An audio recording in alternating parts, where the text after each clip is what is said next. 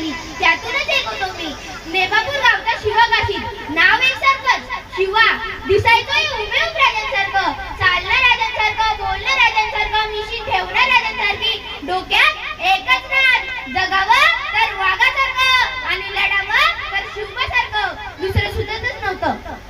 जानेवारी 1660 मध्ये मी स्वराज्यात सामील झालो आणि फेब्रुवारी मध्ये सिद्धी जवळचा 65,000 सैनिकांचा वेढा पन्हाळ्याला पडला. राजा तर वेड्यात अडकले. त्यांना कळून चुकले, शक्तीपेक्षा युक्तीचा वापर करायला हवा. त्यांनी बोलावणं ठरलं.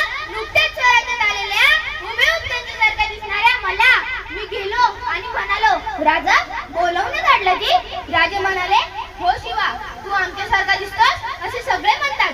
मग आज आम्हाला प्रत्यक्षात बघायचे आहे. मी हबकलो आणि म्हणालो, राजा आत्ता आलो की. मी लगेचच गेलो आणि राजांचा वेश अंगावर परिधान करून डोक्यावर चिरी टोप चढून राजांसारखीच मी तिला पिळते. राजांसामने आलो आणि म्हणालो, राजा कसा दिसतो मी? अरे पाहतच राहिले. राजे म्हणाले, शिवा शिवा, अरे आठवत आमचाच प्रतिबिंब पाहिल्याचा खास होतोय रे.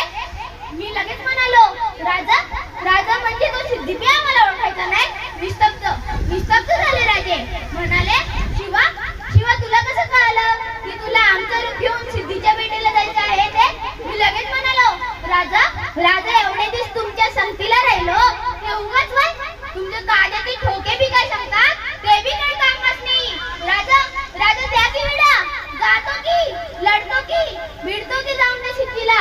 राजा सरतेशी पुढे झाले आणि मला जोरात मिठी मारली. त्यांच्या डोळ्यातील अश्रू माझ्या पाठीवर पडले.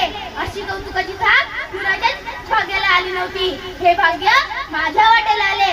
लगेच चाल ठरली. शिवरायांनी सिद्धीला निरोप काढला. लवकरच किल्ला तुमच्या स्वाधीन करतो. सिद्धी आनंदला आणि म्हणाला, अब आ गया दख्खन का चूहा शिकंजे में, अब उसे दिखाऊंगा अल्लाह ताला की मेहरबानी. आपस फिकिर कैसी, सिद्धी गाफिल, सैन्य बेसावध. वेढा ढिला पडला आणि याच दिलाईचा फायदा शिवरायांनी उचलला.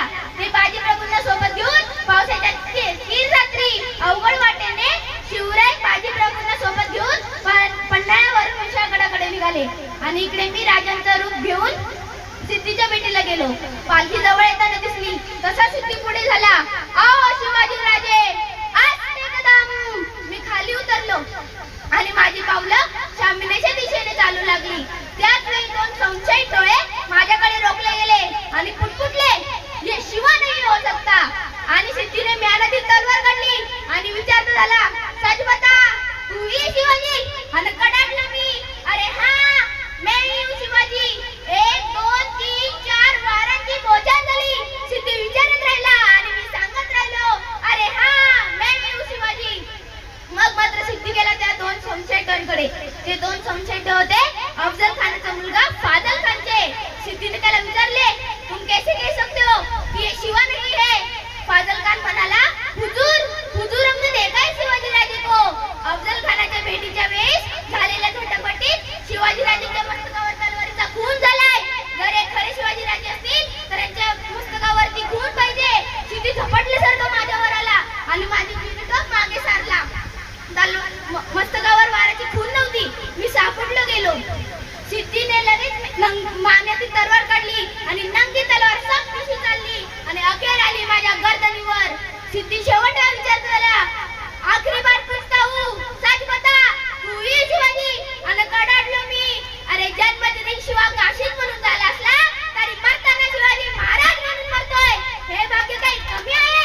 अरे कापल्या तरी आमच्या नसा तर उधळण होईल बघूया रक्ताची, आणि फाडली तरी आमची छाती तर मूर्ती दिसेल फक्त शिवरायांची. अरे तुला माझी छाती फाडता आली नाही, माझ्या राजांचे पाठ काय तू धरणार?